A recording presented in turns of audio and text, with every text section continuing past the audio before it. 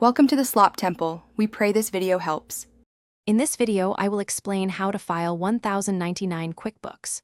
Open QuickBooks and go to the Taxes or Payroll menu, then select the 1099 filing workflow.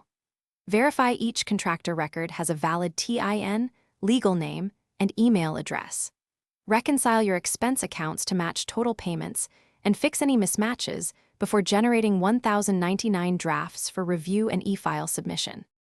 Start by pulling a payments report and reconciling it against bank and expense records to ensure accuracy.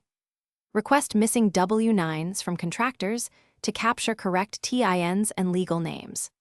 Adjust any misclassified payments, such as reimbursements versus non-employee compensation, so QuickBooks reports the right amounts on Form 1099 before you proceed to generate forms for review and filing.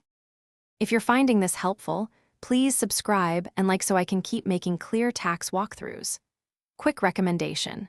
A book called The Simple Path to Wealth can change how you think about money, and it pairs nicely with organizing payments and savings strategies.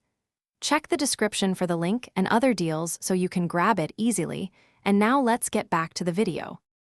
Run QuickBooks 1099 Wizard to map payment accounts and create draft forms for each contractor. Carefully review each draft for correct names, spelling, TIN, and dollar amounts, and check for missing payees. If you find discrepancies, update the underlying transactions or contractor records, then regenerate the drafts. Continue reviewing until all Forms 1099 are accurate and ready for e-file or printing to send to contractors. Thanks for watching. Consider subscribing if we helped you.